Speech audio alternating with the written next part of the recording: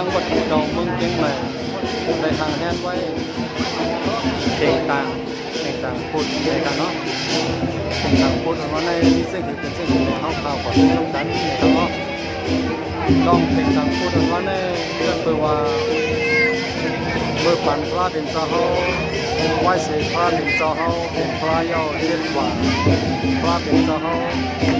ในยอดขึ้นเมื่อพอตลาปันเมโซกิสุดิมเบิงที่ตะวันเดงสาในเขาตั้งทำเดินสีลงมาขึ้นในวันออกว่าในทะเลเพื่อเป็นเจ้าพุทธภาษาศาสนาแต่ที่น้องคนมันคนเมืองหลายที่หลายการสอนภาพเห็นคนเสียภาพว่าจะออกมาบางทีบางตั้งบางเรื่องที่ในกอเน้นเขาชอบเขานำตั้งเห็นเสียภาพเขาว่าถึงเจ้าบางทีในกอเรื่องนี้ออกสาธารณะไม่ตั้งทิ้งสั่งขอเส้นได้เสียภาพของพระถึงเจ้านะครับ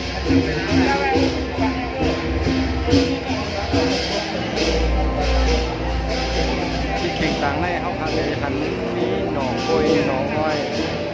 หมักไม้อันนี้ซุปซาขอดเส้นไหนนี่ค่ะเข่งต่างในเขาพาไปเลยหันหมักไม้อันลิบและอันซุปและอันหามนี่ค่ะเนาะเพชรสังเลมันมีอันหามและอันลิบและอันซุปว่าในสิ่งสังเสริมว่าพระเป็นเจ้าข้าลูกเมืองที่ตะวันแดงสาสีลงมาที่ในเมืองที่ในเมืองสังขารนโกนะครับพระเป็นเจ้าข้าพระเจ้าลงมาถึงที่ในเมืองโกนเย้าในหนังสือโคตรเลยสูงอสาหารานะครับสังเสริมว่าพระเป็นเจ้าข้าเจ้ามาถึงในก็เดลัยกินอันซุปผู้วันนั้นมาถึงในก็อันซุปนั่นกลมมันเนาแปดในคาแลสองไก่มีอัตกาศรัทธาเขาในก็เดี๋ยวมีไว้หมักไม้อันหามเดี๋ยวเลยห่างแทนไว้ปันพระเป็นเจ้าทำมีแทงหมักไม้อันนิดซากขอเส้นในห่างแทนไว้ในขณะเพราะว่าพระเป็นเจ้านั่นมาในก็โบอันซุกนั่นเนากับแป๊บและให้อันหามอันนิดซากขอเส้นในซุกเดี๋ยวเลยอยู่ตั้งถึงพระเป็นเจ้าในค่ะโอเคที่นี่ก็เป็นที่วัดกู่เตาเมืองเชียงใหม่เชียงไทยค่ะเนาะเขาขัดเดี๋ยวหันพี่น้องไต้หลายที่หลายตั้งหลายก็หลายคนมาดูมาตั้งกันนะครับ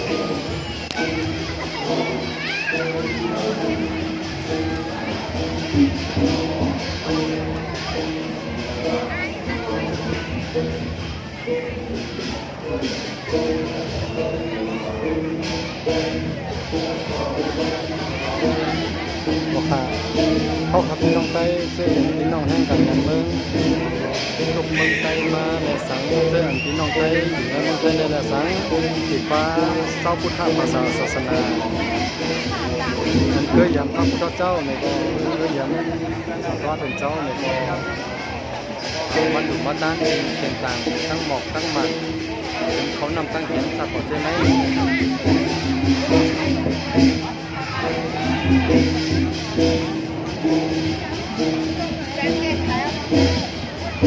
เพราะว่าถึงมาออกว่าจุดนี้ในที่วัดกู่เตาเมืองเชียงใหม่ในที่เฮ็ดโดนเข่งต่างเฮ็ดเข่งต่างไหว้ปันพี่น้องแห่งใดเขาเลยพี่น้องไปเขา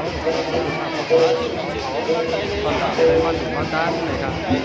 เหมือนในกองยังตัวเป็นวันผิดเลยครับเลยคนก่อเลยว่าขึ้นเด็ดๆเลยครับเนาะ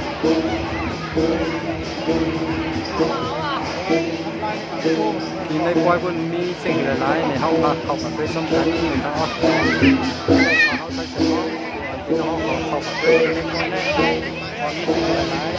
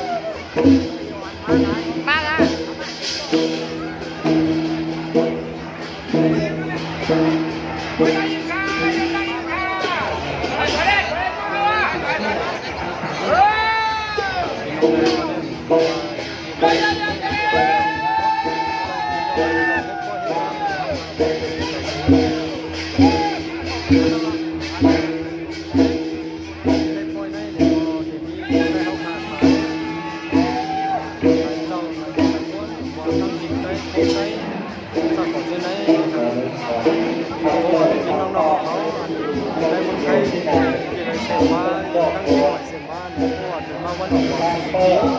แต่ว่าเขาคงหวังไว้ที่วัดปู่เจ้าได้ละอยู่ในค่ะเนาะคำในก็ย้อนไปว่าที่วัดปู่เจ้าเมืองเชียงใหม่ในเหลไว้เงาหางเสียงจึงไต้เงาตรงไต้นอนดินห้ามแหลมเงาตรงไต้นอนดินห้ามแหลมเนี่ยถูกไว้ที่บันพินเอาเขาเรียนอยู่ในเมืองไต้นี่นะครับเรียนพินเอาเขาเรียนอยู่ในเมืองไต้เด็กมาทุกกันอยู่ในเมืองไต้แต่พินเอาเขาเชื่อมอยู่ในเมืองไต้เจ้าก็จะได้ให้คนเด็กเป็นผู้ว่าดินห้ามแหลมในวันในเมืองของสันลองดินห้ามแหลมได้เนี่ยก็เด็กเป็น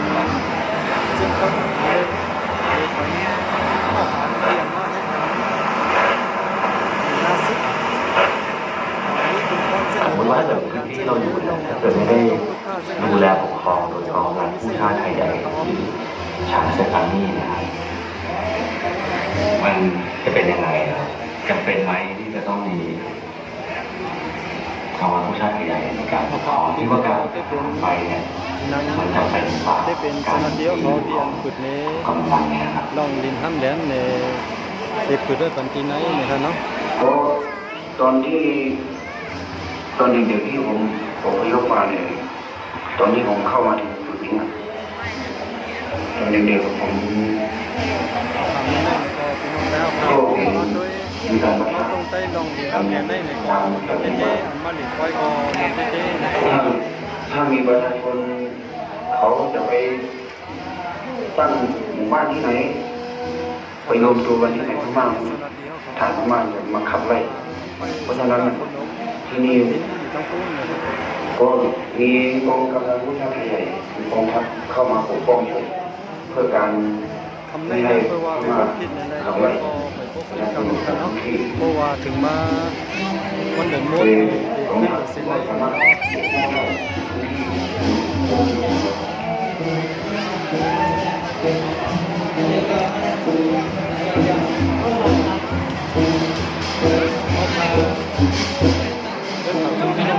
มีคนกลางนะครับเนาะพอเขาพามาอยู่ที่ใบวันเราเว้งไรมาอยู่ในเมืองบรรยากาศในเขาพาหมอหักกันหมอจอยกันปันแห้งกันจอยเดือกัน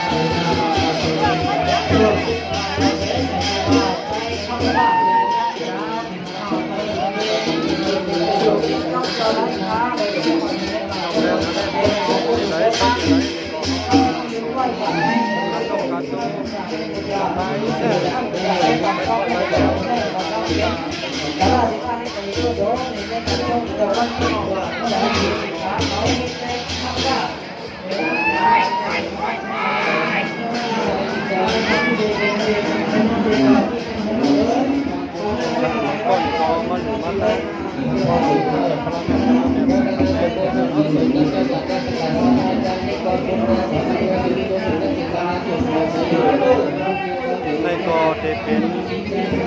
กองหลวงวัดเจ้า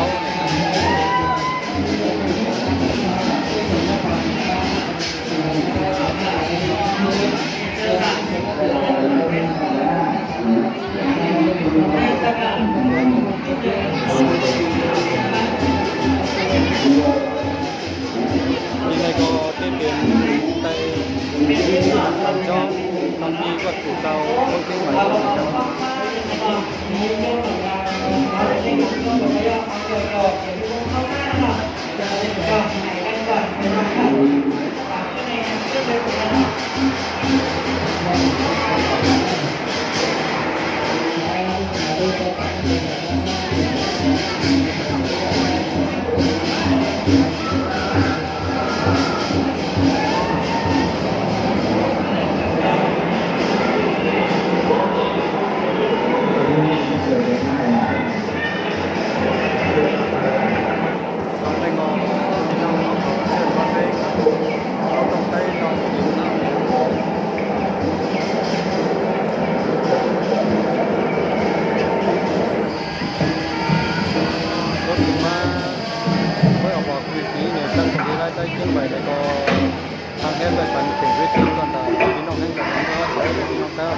ต่อไปมนในวิเคราะห์ว่าในจะมีตั้งยาปันเก่าปันใหม่ห้องความปันเก่าปันใหม่การโลกการโตการไล่สัตว์ชนิดนะครับ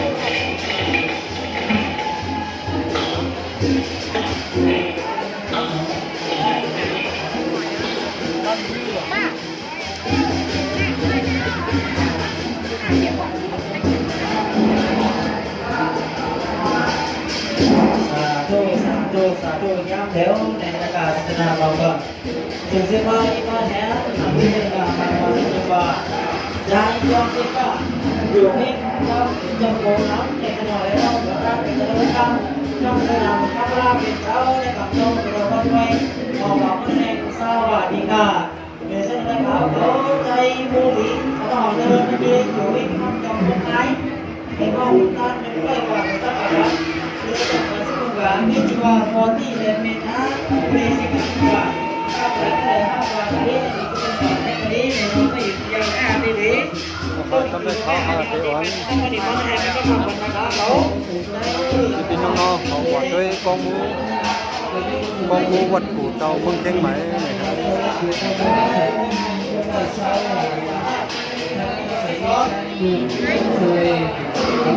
ในก็เป็นกองมูวัดกูเตาเมืองเชียงใหม่เป็นทางนำเราไว้ได้ศึกปืนได้ก็รับไว้ว่าเป็นกองมูมันก็มันมาเตะเนี่ยเขาว่าเขาเนาะมันเตะห้าเตะห้าเนี่ยเตะก็มีไปกู้หนังเขาเนี่ยเนาะ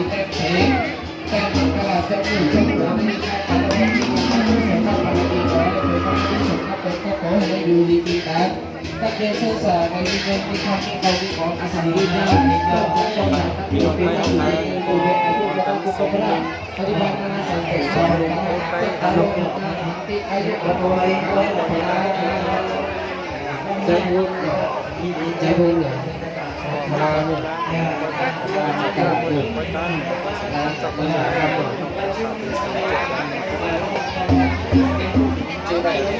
เราไม่อยู่วันเป็นเมื่อเพิ่นเนี่ยมายังใส่คนได้อยู่นะครับ เดี๋ยวเราจับมาให้ดูใจมองอนุโมทนาสมบูรณ์สมกุศลทักเจ้าตาหน้าไม้ใส่จิวว่าโอนเขาจับเราตั้งเงินในกระดูกกันตั้งอยู่ที่ที่เราจะได้ก็การตั้ง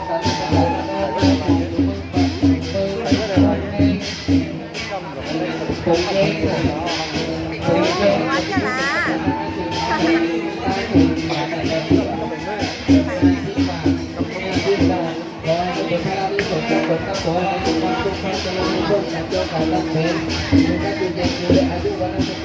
ในก็เป็นตั้งกินใต้ห้องน้ำใต้ห้องน้ำที่อันที่ห้องใต้ห้องน้ำมาขายในเมืองไทยนะครับเนาะวันเรา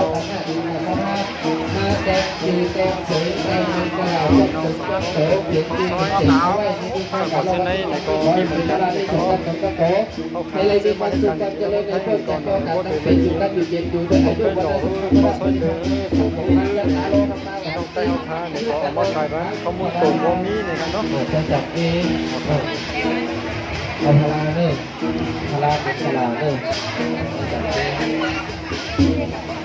ลุงเล็กนางคำสมมติคำหลักเนาะครับเขาหลีเนาะเจ้าสำนักการค้าในวันนี้เขาคนเล็กคำอยู่เมืองนำลันตั้งเขามาบุญเนี่ยเนาะวันสิ่งหลาย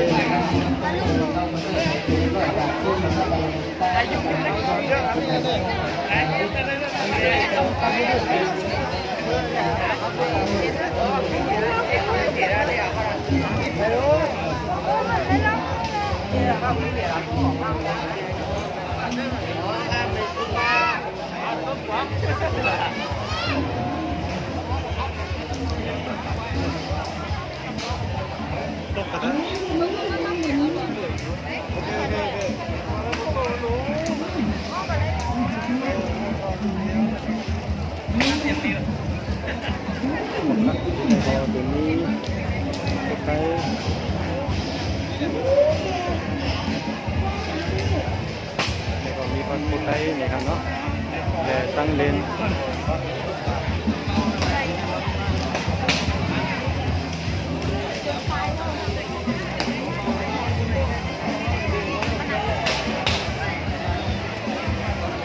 รู้สึกว่า